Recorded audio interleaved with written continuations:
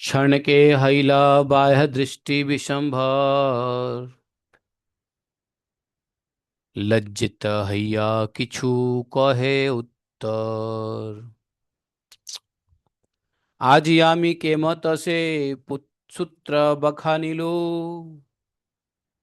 पढ़ुआ सकल बले किछु नाई बुझिलु। यत किछु शब्दे बखानह कृष्ण मात्र। बुझिते तोमार व्याख्या केवा छे पात्र। हासी बोले विशंभर सुन सब भाई। पुंथी बांध आज चलो गंगा स्नान जाए। पुंथी मतलब पोथी। बांधिला पुस्तक सबे प्रभुर बचने। गंगा स्नाने चली लेना विश्वम्भर सने। गंगा जल केली कोड़े प्रभु विश्वम्भर। समुद्रेर माझे जेन पूर्ण शशधर। गंगा जले केली कोड़े विश्वम्भर राय। परम सुकृति सब देखे न दियाय। ब्रह्मादि अभिलाष जे रूप देखिते। हेन प्रभु विप्र रूपे खेले से जो लेते। गंगा घाटे स्नान करे यत सब जन। सबई चाहे न श्री गौरचंद्रेण बदन। अन्य अन्य सर्वजने कहे जे वचन। धन्य माता पिता जार ए हे न नंदन। गंगारा बाड़िला प्रभु पर से उल्लास। आनंद करे न देवी तरंग प्रकाश। तरंगेर छले नृत्य करे न जी जानवी। अनंत ब्रह्मांड जार जुग पद जुग सेवी। हरे कृष्णा। हरे कृष्णा। तो कुछ ही देर में जब विशंभर चैतन्य महाप्रभु को बाहरी ज्ञान हो गया हो आया, तब वे लज्जित होकर विद्यार्थियों से कुछ इस प्रकार कहने लगे। प्रभु बोले, महाप्रभु बोले, आज मैंने सूत्रों की कैसी व्याख्या की बताओ। तो प्रभु के सभी चेले चपाटी शिष्यों ने कहा, हम तो कुछ समझ नहीं पाए। आपने तो सभी शब्दों का अर्थ एकमात्र कृष्ण ही बताया। यहाँ भला कौन ऐसा पात्र है जो आपकी इस व्याख्या को समझ सके। तो चैतन्य महाप्रभु हंसते हुए बोले, भाइयों सब सुनो। आज अपनी पुस्तक को बांध लो और चलो गंगा स्नान को चलें। प्रभु की वचन सुनते ही सभी ने अपनी पुस्तक बांध ली और विश्वम्भर चैतन्य महाप्रभु के साथ गंगा स्नान को चल पड़े। चैतन्य महाप्रभु गंगा जल में ऐसे क्रीड़ा करने लगे जैसे समुद्र के बीच पूर्ण चंद्रमा कलोल क्रीड़ा केली करता है। चैतन्य महाप्रभु विश्वम्भर राय गंगा जल में विहार कर रहे हैं और नदिया के परम सुकृतिशाली सब लोग देख रहे हैं। ब्रह्मा आदि जिस रूप के दर्शन की अभिलाषा करते हैं, वही प्रभु विप्र रूप से जल में विहार कर रहे हैं। गंगा घाट पर जितने भी लोग गंगा घाट पर स्नान कर रहे हैं, वे सब गौरचंद्र के मुख की ओर ही देख रहे हैं और सभी लोग आपस में कह रहे हैं, कानाफूसी कर रहे हैं, क्या धन्य है वे माता पिता जिनके ये पुत्र ऐसे पुत्र हैं। अब प्रभु का स्पर्श करने के लिए, प्रभु को छूने के लिए गंगा देवी उल्लासित हो रही है और आनंद से अपनी गंगा मैया अपनी तरंगों को प्रकट करने लगी। जानवा वे आज तरंगों के बहाने नृत्य कर रही है। अनंत ब्रह्मांड जिनके चरण जुगल की सेवा करते हैं, ऐसे प्रभु को चारों ओर से घेर कर तरंगों के बहाने जन्नुसुता गंगा अलक्षित रूप से उनका जलाभिषेक कर रही है।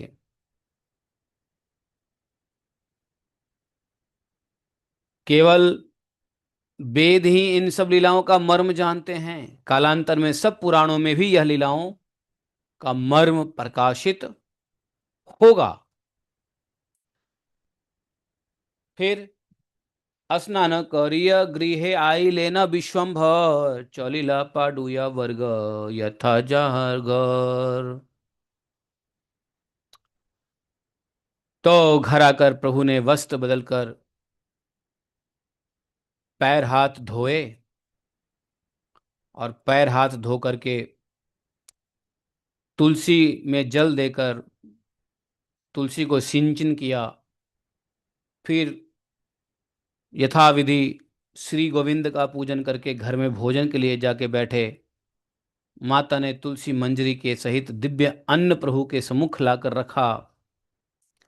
तब विश्वक्सेन को निवेदन करके अनंत ब्रह्मांड के नाथ प्रभु विशंबर भोजन करने लगे। भगवान को पहले ऑफरिंग किया, मतलब प्रार्थना किया।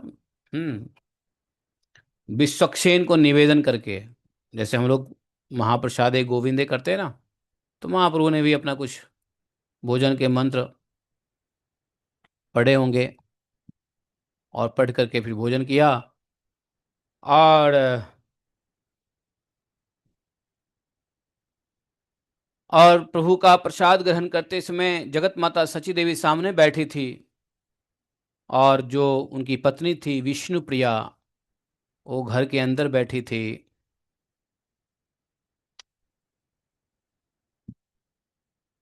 हैं, और घर के भीतर से ही प्रभु चैतन्य महाप्रभु को देख रही थी। माँ ने पूछा, आज जब माँ जब बैठे हुए हैं अपने पति अपने पुत्र के पास, तो फिर जो पत्नी होती है ना, उनको छुपना पड़ता है। जब माँ जब भोजन करा रही, तो पत्नी पीछे से देख रही है कि नहीं। और इस प्रकार से चैतन्य महाप्रभु प्रसाद ग्रहण कर रहे हैं।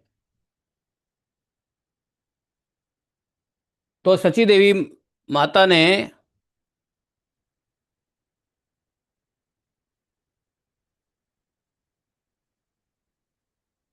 पूछा चैतन्य महाप्रभु से, बेटा आज तुमने कौन सी पुस्तक पढ़ी है?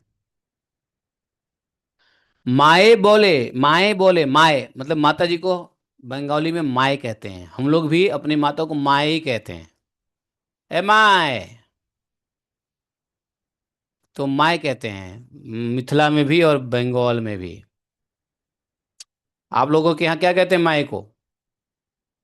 अम्मा। कई लोग अम्मा भी बोलते हैं, कहीं मैया भी बोलते हैं लोग बाग। नहीं, लेकिन बंगाल और बिहार में माए बोलते हैं, माए। माए कथो गेला। तो माए बोले, आजी पोरी लांग, हाँ, माए बोले आज बाप की पूंथी पोड़ीला, कहाँ र सहित किवा कंदन कोरिला। बेटा आज तुमने कौन सी पुस्तक पढ़ी है, और किसी से झगड़ा तो नहीं किया? देखो, जब झगड़ा कर रहे थे चैतन्य महाप्रभु, तब तो माता पिता दोनों परेशान थे, क्या करे क्या करे। आज चैतन्य महाप्रभु झगड़ा नहीं किसी से कर रहे हैं, गंभीर हो गए हैं। तो माता पूछते, झगड़ा किसी से किया कि नहीं किया, बताओ। माता चाहती है पहले की तरह हो जाए चैतन्य महाप्रभु, निमाई पहले की तरह हो जाए। जो निमाई अभी बदल चुके हैं, भक्ति का प्रकाश कर चुके हैं। प्रभु ने कहा कि आजी पौरी लांग कृष्ण नाम, सत्य कृष्ण चरण कमल गुण धाम, सत्य कृष्ण नाम गुण श्रवण कीर्तन, सत्य कृष्ण चंद्र सेवक जे जे जौन। महाप्रभु बोले कि आज मैंने श्री कृष्ण नाम पढ़ा है। गुण धाम श्री कृष्ण चरण कमल ही सत्य हैं। श्री कृष्ण नाम के गुणों का श्रवण कीर्तन ही सत्य है और सत्य है। और वे जो जो श्री कृष्ण चंद्र के सेवक हैं, वस्तुतः वे ही शास्त्र सत्य है। और जो श्री कृष्ण के भक्ति का वर्णन करते हैं, अन्यथा होने पर भी वे शास्त्र पाखंडत्व को प्राप्त करते हैं। जो कृष्ण का वर्णन नहीं करते हैं, अन्यथा होने पर, यथा श्री कृष्ण का भक्ति का वर्णन करते हैं, अन्यथा जो नहीं करते हैं, जो नहीं करते हैं श्री कृष्ण के भक्ति का वर्णन, वे शास्त्र पाखंडत्व को प्राप्त होते हैं। ऐसा चैतन्य महाप्रभु ने कहा, सत्य कृष्ण चंद्र सेवको जे जे जौन। और फिर जो है, चैतन्य महाप्रभु ने कहा कि यस्मिन शास्त्रे पुराणे वा हरिर्भक्तिर्न दृश्यते। शास्त्र का प्रमाण दिया चैतन्य महाप्रभु ने। श्रोतव्यम नैव तत्शास्त्रम यदि ब्रह्मा वयम स्वयं बदेत। बोले कि जिस शास्त्र या पुराण में एकमात्र श्री हरि भक्ति ही मुख्य तात्पर्य रूप से दृष्टिगत नहीं होती, तो साक्षात ब्रह्मा भी यदि उस शास्त्र का वर्णन करने करके सुनाए तो भी उस शास्त्र का श्रवण किसी के लिए भी उचित नहीं है। जिस शास्त्र में भगवान के भक्ति का ही मुख्य तात्पर्य न बताए, जो शास्त्र भगवान के भक्ति को ही जीवन का मुख्य तात्पर्य न बताए, ऐसे शास्त्र यदि ब्रह्मा जी भी आके बोले तो भी नहीं सुनना चाहिए। मतलब ऐसे शास्त्र ही सुनना चाहिए जो भगवान के भक्ति का तात्पर्य बताता हो। प्रभुपाद जी प्रभुपाद जी के तात्पर्य, प्रभुपाद जी ने गीता के ऊपर जो भी लिखी बातें, प्रभुपाद जी क्यों फेमस हुए, प्रभुपाद जी की लिखी हुई गीता क्यों विस्फोटक बम की तरह फैल गया, भागवत गीता अब पूरा मूवमेंट फैल गया। कारण क्या था? प्रभुपाद जी के हर परपट में, हर तात्पर्य में भगवान श्री कृष्ण की भक्ति का ही वर्णन है। जैसे तैसे घुमा करके एक ही बात प्रभुपाद करते हैं, भगवान कृष्ण की भक्ति। बहुत सारे विद्वान लोग जब पढ़ते हैं प्रभुपाद जी के तात्पर्य को तो दोषारोपण करते हैं, कहते हैं कि इन्होंने तो हर एक बात को घुमा फिरा फिरा के कृष्ण भावनामृत में ला के रख दिया, हर बात को घुमा फिरा के कृष्ण की भजन करो। इसका मतलब ये थोड़ी ना, तो इसका मतलब ये होता है। अरे किसी का मतलब कुछ भी हो, यदि उसका मतलब भगवान श्री कृष्ण से नहीं है, भगवान श्री कृष्ण की भक्ति में लगने से नहीं है, तो सब कुछ बेकार है। तो जो शास्त्र शुद्ध होकर के भी भगवान की भक्ति नहीं बताता है, वो शास्त्र बेकार है, नहीं सुनना चाहिए। चाहे ब्रह्मा, तो बोले चाहे चाहे ब्रह्मा ही क्यों ना आकर के उस शास्त्र को बोले हमको नहीं सुना है, हमको नहीं सुनना चाहिए। समझे?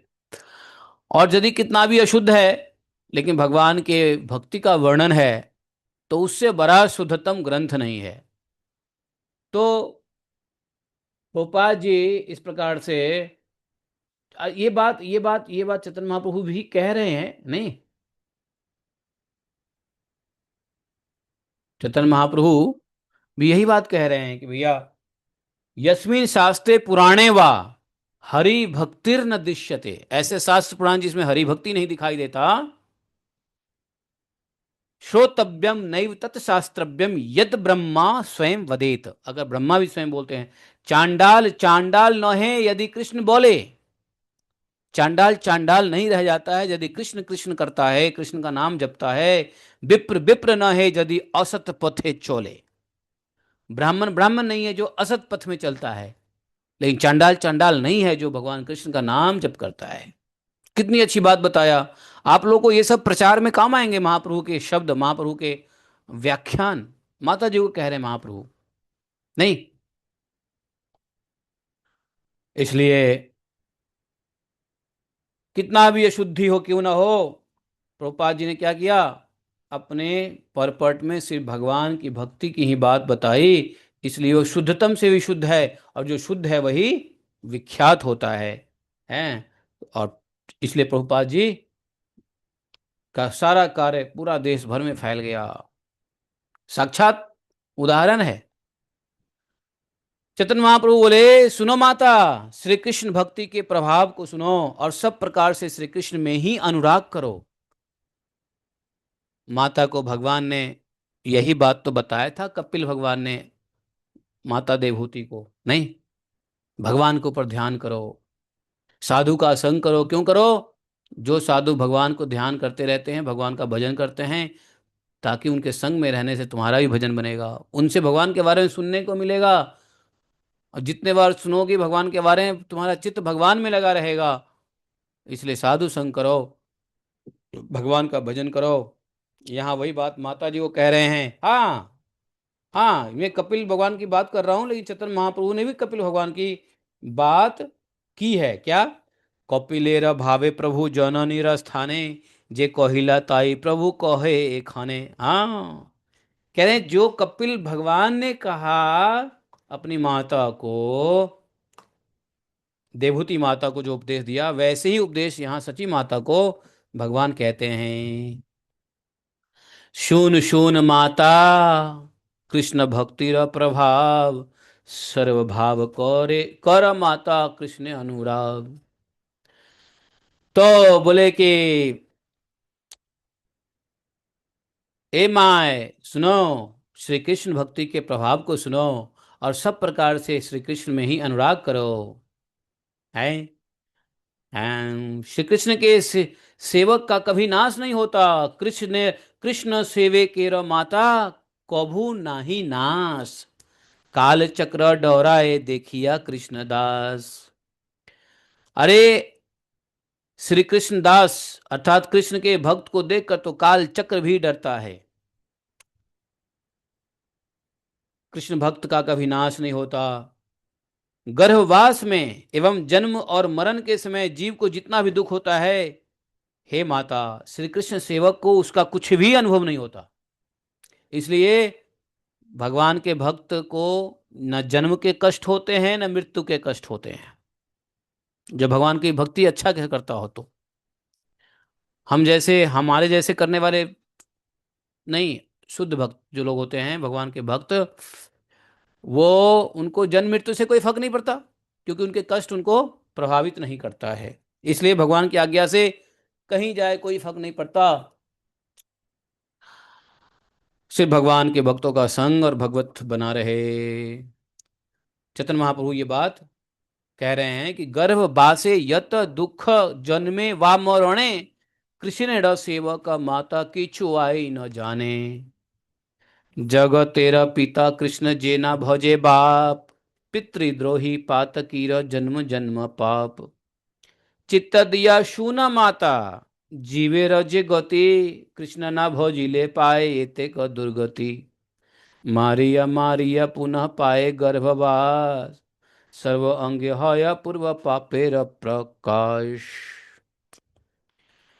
श्री कृष्ण जगत के पिता हैं, जो पिता को नहीं भजता उस पितृद्रोही नरकगामी पुत्र को जन्म जन्मांतर तक दुख ही भोगना पड़ता है। हे मैया, हे माता, सची माता को कह रहे हैं, जीव की श्री कृष्ण भजन न करने से जो जो दुर्गति होती है, वह सब मनोयोग पूर्वक सुनो। मनोयोग मतलब ध्यान से सुनो। मनोयोग, मन का योग क्या है? ध्यान। ध्यान से सुनो। वह जीव मर मर कर बार बार गर्भवास प्राप्त करता है। उस समय उसके सारे शरीर में पहले किए हुए पापों का प्रकाश दिखाई देता है। माता जो भी कड़वी खट्टी नमकीन वस्तु खाती है, उसका रस जा जाकर उसके शरीर में लगता है, जिससे वह बड़ा कष्ट पाता है। क्योंकि जब भजन नहीं करता कृष्ण का, तो वो माता के गर्भ में आता है। पुनरपि जननम पुनरपि मरणम, जनने जठरे शयनम, है ना। तो पुनर्जन्म होगा और नाना प्रकार के जननी माता के गर्भ में आना पड़ेगा। माता जो उल्टी सीधी खाएगी वस्तु, नमकीन खट्टी कड़वी, सब उसको जाके लगेगा। बड़ा कष्ट होता है मैया। और उसके मांस में शरीर से कीड़े घेर घेर कर खाते रहते हैं गर्भ में, और उन्हें हटाने की शक्ति भी नहीं होती है। जीव हटा नहीं सकता। इस प्रकार दंशन की जलन से वह जला करता है। गर्भ पिंजरे के भीतर पड़ा हुआ वह हिलडुल भी नहीं सकता। फिर भी जो उसके प्राण बचे रहते हैं, वह केवल प्रारब्ध भोगने के लिए है। नाड़ी ते न पाड़े सब तप्त पंजीरेड़ माझे, तवे प्राण रहे भवितव्य तार काजे। चैतन्य महाप्रभु ने वह वर्णन किया है, जो किस प्रकार से जन्म में आने के बाद किस प्रकार से जो है ना नरक से भी बदतर स्थिति होती है। माता के गर्भ में किस प्रकार से परेशान होते हैं बच्चे। बोले सुनो माता, सुन सुन माता, जीवे त्वरे संस्थान, 7 माह से जीवेरा गर्भ होते होए ज्ञान।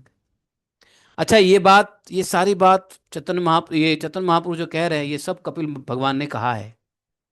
किस अध्याय, किस कैंटो में कहा है? Third canto. थर्ड कैंटो को 24 23 चैप्टर देखो। चैतन्य महाप्रभु कपिल भगवान ने ऐसा ही सारी बात वृतांत सुनाया है। हाँ, उसी में कहा है ना, जंतु उवाच, जंतु ने प्रार्थना किया ना गर्भ में, तो वही बोले कि सुन सुन माता जीवत त्वेर संस्थान, 7 माह से जीवेर गर्भते है ज्ञान। तो जीव तत्व की स्थिति को सुनो। गर्भ में जीव को 7वें महीने में ज्ञान होता है, और उस समय वह अपने पूर्व जन्म के कर्मों का स्मरण करके पाश्चाताप करता है। लंबी लंबी सांसें लेता हुआ श्री कृष्ण की स्तुति करता है, हे कृष्ण, हे जगत के जीव के प्राण। अब वही जीव जो स्तुति करता है, वह स्तुति यहाँ पे चैतन्य महाप्रभु स्वयं भगवान कह रहे हैं। क्या कह रहे हैं? तखन से अस्मरिया करे अनुताप, स्तुति करे कृष्ण छाड़िया घन श्वास। तो बच्चा गर्भ में ही कृष्ण की स्तुति क्या करता है? रक्ष कृष्ण जगत जीवेर प्राणनाथ, तोमा बोई दुख जीव निवेदिवे निवेदिवेत कात। जे कराए बंदी प्रभु छाराए से ही से, सहज मृत्युरे प्रभु माया कर किसे। मिथ्या धन पुत्र रसे गायलु जन्म, न भजिलु तोर दुई अमूल्य चरण।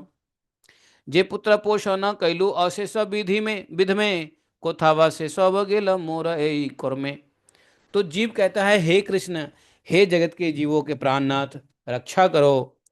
यह जीव तुम्हारे अतिरिक्त और किससे अपना दुख कहे। हे प्रभु, जो बंदी बनाता है वही छुड़ाता भी है। आपने जो आपने जो अपने आप ही मरा हुआ है, उस पर माया क्या चलाते हो? हैं? मैंने पुत्र धन आदि की मिथ्या सुख भोग में अनेक जन्म गंवा दिए, आपके अमूल्य चरण जुगल का भजन कभी नहीं किया।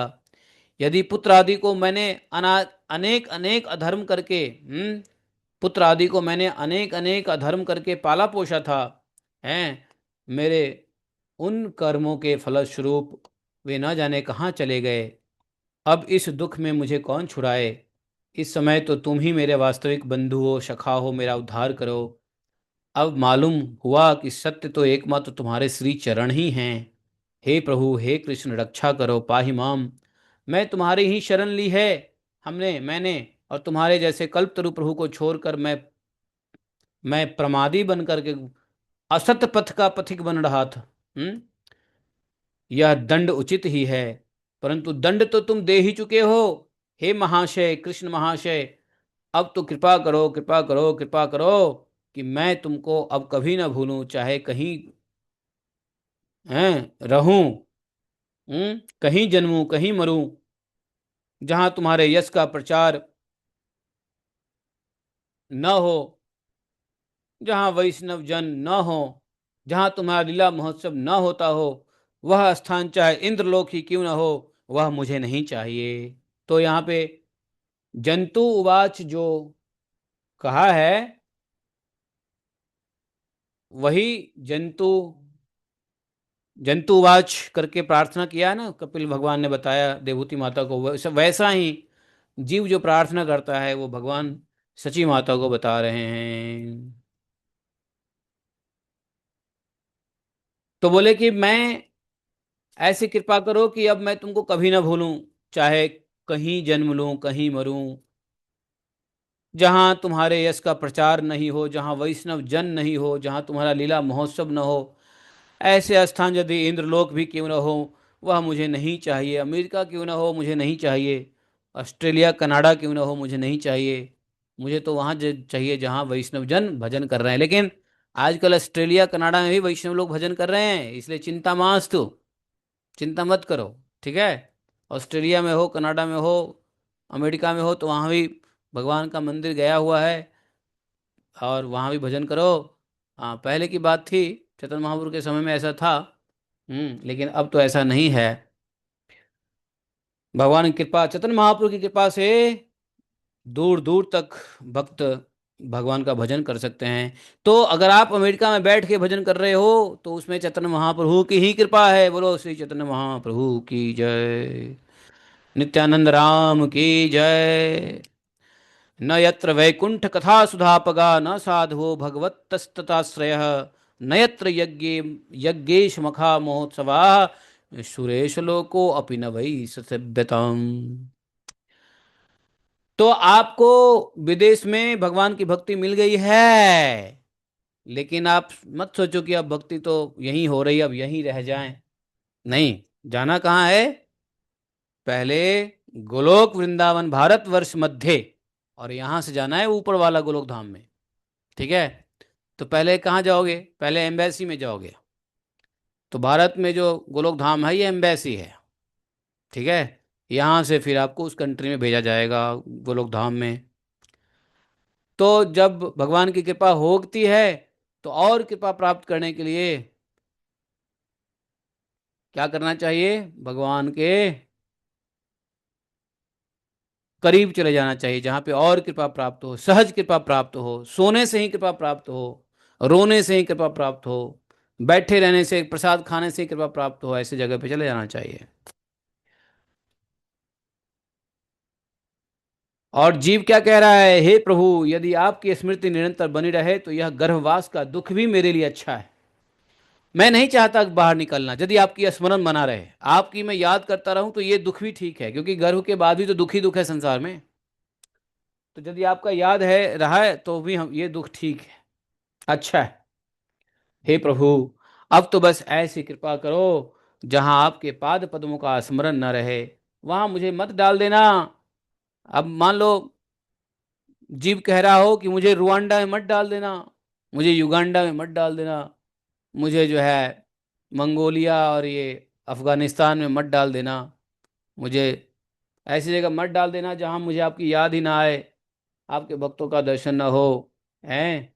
इस प्रकार के अनेकानेक दुख मैंने कोटि कोटि जन्मों में पाए हैं, वे सब मेरे कर्मों के ही फल थे। हे प्रभु, वे सब दुख और विपत्तियां भले ही बारंबार आए, परंतु आपकी स्मृति बनी रहे। यह स्मृति ही समस्त वेदों का सार है, जो आपको ना भूले। आपको स्मृति, आपको याद करते रहना ही समस्त वेदों का सार है। हे कृष्ण, अब तो ऐसा करो कि मुझे अपनी किसी दासी का कोई पुत्र बनाकर और दास भाव देकर अपने चरणों के समीप रख लो। एक बार यदि आप मुझसे इस दुख से छुड़ा दें, तो फिर आपको छोड़कर मैं और किसी को नहीं चाहूंगा। इस प्रकार वह जीव गर्भ में निरंतर जलता तड़पता रहता है, परंतु श्री कृष्ण की स्मृति के कारण इस अवस्था को भी वह अच्छा ही समझता है। क्यों? क्योंकि गर्भ में भगवान की याद आ रही है, गर्भ में भगवान को प्रार्थना कर पा रहा है। तो जीव कहता है आपकी स्मृति आ रही, याद आ रही है, तो गर्भ ही ठीक है, मुझे बाहर मत निकालो। और इसी चक्कर में सुखदेव गोस्वामी 14 साल तक बाहर नहीं निकले, और भी बहुत सारे भक्त हैं 100 साल तक बाहर नहीं निकले, है कि नहीं? क्योंकि गर्भ में दुख है, लेकिन भगवान का स्मृति बनी हुई है, तो भी वो ज्यादा सुख है। दुख में भी भगवान का भक्ति बनी रहे तो उससे बड़ा सुखी कोई चीज है ही नहीं। लेकिन सुख में है, महल में है, एसी में है, कार में है, लेकिन भगवान की याद नहीं आ रही है, तो उससे बड़ा दुख कुछ नहीं है। तो इस प्रकार से जो है, जीव कहता है कि मैं कितना भी दुख भोग रहा हूं, लेकिन यहां ठीक हूं, है ही नहीं, क्योंकि आपकी याद आ रही है, आपका स्मरण हुआ है। तो चैतन्य महाप्रभु कहते हैं माता को, ठीक है, कि हे माता, हैं, जब प्रभु वह जीव प्रभु के इस प्रकार से प्रार्थना करता है, तो स्तवन के प्रभाव से गर्भ का दुख का अनुभव नहीं करता। समय पर इच्छा न होते हुए भी वह भूमि पर आ गिरता है डिलीवरी के टाइम। सुनो मैया, कृष्ण विस्मृत बहिर्मुख उस बद्ध जीव की दशा के बारे में सुनो। भूमि पर आते ही वह अचेत हो जाता है। जैसे ही भूमि पे गिरता है माता के गर्भ से, अचेत हो जाता है। कुछ ही क्षणों में मूर्छा भंग होने पर कभी वह रोता है, तो कभी सांस ग्रहण करता है, तो छोड़ता है। वह अपने को दुख के सागर में पड़ा हुआ पाता है। किंतु अब बच्चा जब जन्म लेता है तो क्या हो करता है? मूर्छित रहता है। डॉक्टर उसको उठाता है, उल्टा मारता है, तो रोना शुरू करता है, चेतना लाता है। डॉक्टर क्या करता है? चेतना लाता है, आजकल के डॉक्टर। लेकिन बाद में, पहले बच्चा कुछ देर निकलते ही बच्चा चुप रहता था, अब बाद में वो रोना शुरू करेगा, समझे? तो जब उसको कुछ चेतना आती है तो रोता है, समझे? और कभी श्वास लेता है तो श्वास छोड़ता है, वह अपने को दुख के सागर में पड़ा हुआ पाता है, किंतु अपने उस दुख को वह कह भी नहीं सकता। श्री कृष्ण का सेवक यह जीव श्री कृष्ण की माया में भूलकर श्री कृष्ण का भजन नहीं करता, इसी कारण ऐसा दुख पाता है। तो जीव है श्री कृष्ण का सेवक, सभी सब जीव क्या है, कृष्ण का सेवक है। और यह जीव श्री कृष्ण की माया में भूल कर भगवान श्री कृष्ण का भजन नहीं करता, इसी कारण सारा दुख है। तो चैतन्य महाप्रभु बोले, कथो दीने काल बसे होय बुद्धि ज्ञान, इथे जे भजय कृष्ण से ई भाग्यवान, अन्यथा न भजे कृष्ण दुष्ट संग करे, पुनः से मत माया पापे डूबी मोरे। बोलते हैं कि कुछ दिन बाद समय आने पर उसको बुद्धि ज्ञान होता है, तब वह जो श्री कृष्ण का भजन करता है वह तो भाग्यशाली है। बुद्धि ज्ञान होने के बाद भगवान कृष्ण का भजन करे तो भाग्यशाली है। इसके उल्टा विपरीत यदि वह श्री कृष्ण को नहीं भजता और दूसरे का संग करता है, असत संग करता है, तो वह फिर से उसी प्रकार माया के पाप में डूब कर मरता है। समझे? अनायास मरण और दुख रहित जीव कृष्ण भजन के फलस्वरूप श्री कृष्ण स्मरण से संभव होता है। इसलिए हे माता, साधु संग किए हुए श्री कृष्ण का भजन करो। भजन करना है लेकिन साधु संग करते हुए। मन में श्री कृष्ण का चिंतन करो और मुख से हरे कृष्णा बोलो, हरि हरि बोलो। भक्तिहीन कर्म से कोई सुफल नहीं मिलता है।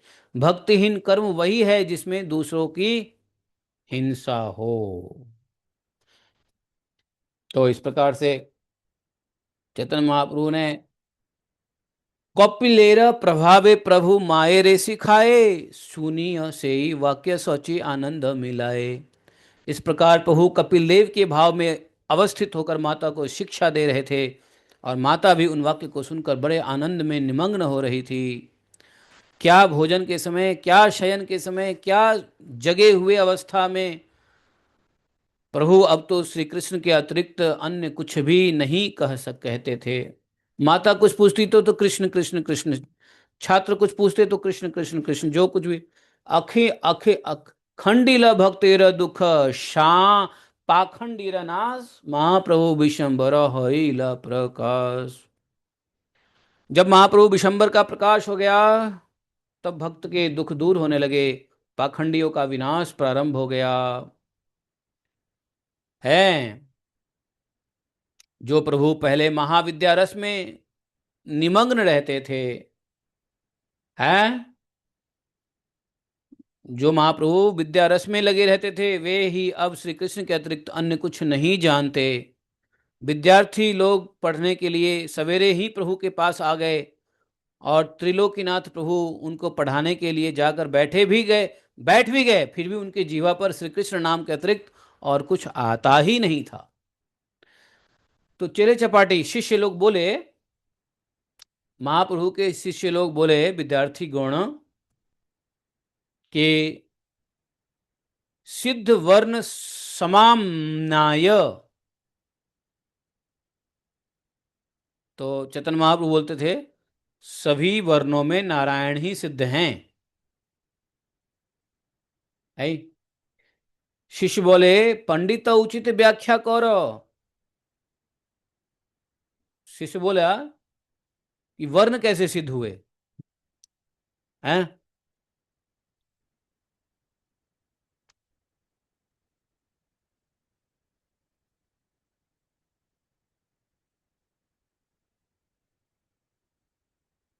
तो प्रभु ने जवाब दिया, शिष्य ने बोला कि इसे वर्ण कैसे सिद्ध हुआ? तो चैतन्य महाप्रभु बोलते हैं, श्री कृष्ण के दृष्टिपात के कारण। फिर शिष्य ने कहा, पंडित जी उचित व्याख्या कीजिए।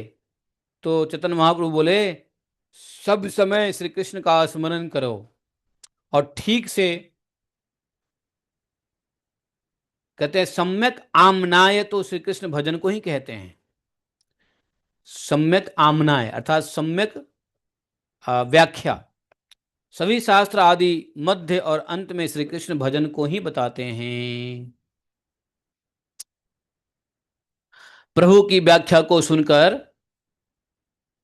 जब चैतन्य महाप्रभु ने व्याख्या किया तो इस व्याख्या को सुन करके सभी शिष्यगण हंस पड़े। किसी ने क्या मालूम होता है कि वायु रोग के कारण इनकी यह दशा हो रही है।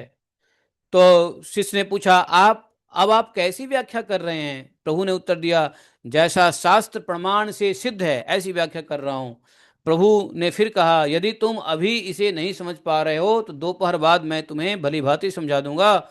मैं अभी एकांत में बैठ के ग्रंथ का अनुशीलन विचार करता हूं। दोपहर बाद हम लोग इकट्ठे होंगे कहाँ? गंगा किनारे। प्रभु के वचन सुनकर सभी शिष्य ने कौतुक से पुस्तक बांध ली और चल दिए। सबने जाकर के गंगादास पंडित को जो कुछ व्याख्या प्रभु ने की थी वह सब कह के सुनाई और कहा कि अब तो निमाई पंडित जो कुछ भी व्याख्या करते हैं उसमें सभी शब्दों का तात्पर्य श्री कृष्ण ही सिद्ध करते हैं। जब से वे गया से लौट के आए हैं तब से श्री कृष्ण के अतिरिक्त और कोई व्याख्या उनके मुख से निकलती ही नहीं। वे पुलकित शरीर से सर्वदा श्री कृष्ण कहते रहते हैं। कभी हंसते हैं और कभी हुंकार करके अनेक प्रकार के भाव प्रदर्शित करते हैं। वे प्रतिदिन बैठकर धातु सूत्र लगाकर प्रत्येक शब्द की व्याख्या कृष्ण ही करते हैं। इस समय उनका चरित्र कुछ समझ नहीं आ रहा है। गंगा प्रसाद पंडित जी, अब हम क्या करें, आप ही बतलाइए। शिष्य लोग उनके गुरुजी के पास गए।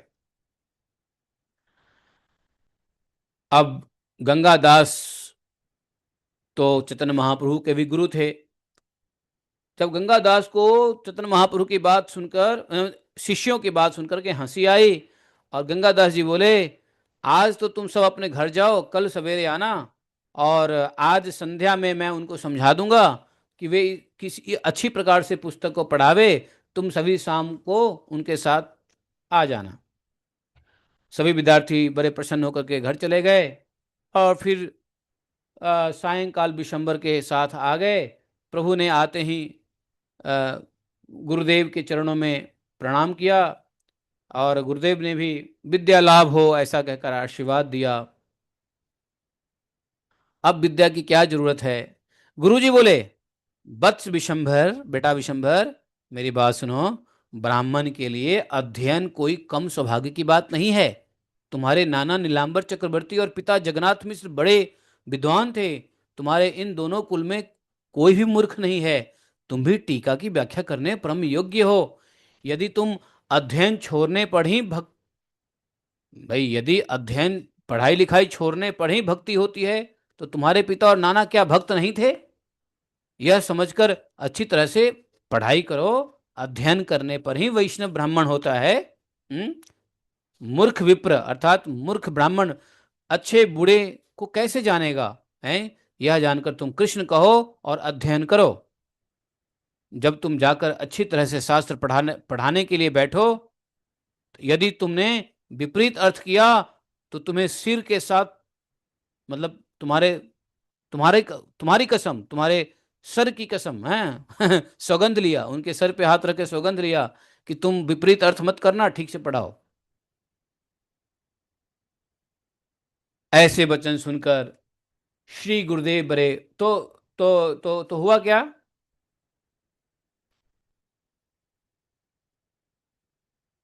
तब प्रभु ने कहा, चैतन्य महाप्रभु ने कहा अपने गुरुजी से, किसे? गंगादास महाराज से, कि आपके श्री जुगल कर चरणों की कृपा तोमारा दुई चरण प्रसादे नवो द्वीप के मोरे ना पारे विवादे आमी जे बखानी सूत्र कौरिया खंडन नवो द्वीपे ता स्थापित के कौन जौन। तो बोले महाप्रभु बोले कि देखिए गुरुजी, आपके जुगल चरणों की कृपा से नवद्वीप में मुझे शास्त्रार्थ में परास्त नहीं कर सकता कोई। मैं जिस सूत्र का व्याख्या का खंडन कर दूं उसका स्थापना पुनः स्थापना नवद्वीप में कौन कर सकता है? मैं भी जाकर नगर में पढ़ाने को बैठता हूं, देखूं किसमें शक्ति है जो मेरी व्याख्या में दोष निकाले। ऐसे वचन सुन करके गुरुदेव बड़े प्रसन्न हुए और उधर श्री गुरुदेव के चरणों का वंदन करके प्रभु चल दिए।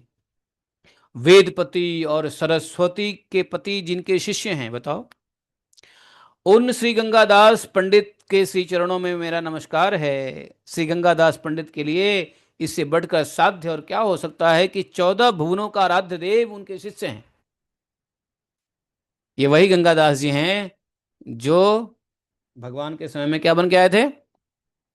सांदीपनी मुनि। जब प्रभु श्री विशंबर विद्यार्थियों के साथ चल रहे थे तो ऐसा लगता था मानो तारा गणों के से घिरे हुए पूर्ण चंद्रमा, जिनके चरण लक्ष्मी के हृदय के ऊपर शोभा पाते हैं, जिनके चरण लक्ष्मी के हृदय पे शोभा पाते हैं, ऐसे प्रभु एक साधारण नागरिक के द्वार पर आ बैठे और योग पट्ट की रीति से वस्त्र बांधकर सूत्र का खंडन स्थापन करने लगे। प्रभु ने कहा, जिनको संधि क्रिया का ज्ञान नहीं है, कलयुग में उनकी पदवी है भट्टाचार्य। और जिनको शब्द का भी ज्ञान नहीं है, वे तर्क शास्त्र की व्याख्या करते हैं, परंतु मुझे प्रबोध देने में कोई भी समर्थ नहीं है। मैं जिसका खंडन अथवा जिसका स्थापन कर दूं, देखूं कौन है जो मेरे स्थापित किए हुए सूत्र का खंडन करे, और जिसको मैं खंडन कर दूं उसको कौन सिद्ध करे, देखूं तो कौन है। इस प्रकार विश्वनाथ चैतन्य महाप्रभु श्री विशंभर कह रहे थे, परंतु ऐसी शक्ति किसमें थी कि उत्तर दे सकता था। गंगा दर्शन के लिए जितने अध्यापक जा रहे थे, प्रभु के वचन सुन सुनकर उन सभी का अहंकार चूर्ण हो जा रहा था। भला नवद्वीप में ऐसी शक्ति किसमें थी जो प्रभु श्री चैतन्य महाप्रभु के सामने अपने किसी सिद्धांत का प्रतिपादन कर सके? ऐसा कोई विद्वान था ही नहीं। दैव योग से एक दूसरे, तो इस प्रकार महाप्रभु आवेश से व्याख्या में लगे रहते थे। 4 दंड रात्रि बीत चुकी, तभी भी बंद नहीं होते थे। और दैव योग से एक दूसरे नागरिक के घर से एक महाभाग्यवान विप्रवर रहते थे, उनका नाम था रत्नगर्भ आचार्य। वे प्रभु के पिता के संगी थे, अर्थात जगन्नाथ मिश्र के संगी साथी थे रत्नगर्भ आचार्य। एक ही गांव में दोनों जन्मे थे और उनके 3 पुत्र थे जो श्री कृष्ण के चरण कमल मकरंद सेवी थे। उनके नाम थे कृष्णानंद, जीव और यदुनाथ कविचंद्र हैं। और विप्र वर रत्नगर्भ श्रीमद् भागवत का परम आदर करते थे, और वह उस समय एक भागवत का श्लोक आदर के साथ पढ़ रहे थे। चैतन्य महाप्रभु के सामने भागवत का श्लोक पढ़ रहे थे। समझे क्या पढ़ रहे थे? हम लोग कल पढ़ेंगे। श्यामं हिरण्य परिधिम वनमाल्यवर्ह धातु प्रवाल नटवेशम अनुभृतांसे विन्यस्तहस्तमरितिरेकधुनानमब्जं कर्णोत्पलालक कपोल मुखाब्जहासम। ये श्लोक उन्होंने पढ़ा। ये श्लोक कहाँ का है मालूम है? 10वें स्कंद का है। 10वें स्कंद के 23वें अध्याय के 22वां श्लोक है ये। श्यामम हिरण्य परिधम वनमाल्यवर्हा धातु प्रवाल नटवेश मुपरातां से, इस प्रकार से यह श्लोक है। इस श्लोक को कल हम लोग समझेंगे, और आज के लिए इतना ही। 298 प्यारे पे रुक जाते हैं। बोले श्री श्री चैतन्य भागवतम की जय। श्री कृष्ण चैतन्य प्रभु दया करो मोरे, तुम बिन के दयालु जगत संसारे। तन्या प्रभु दया करो मोरे, तुम बिन के दयालो जगत संसारे। पावन हेतु अवतार मौसम पतिता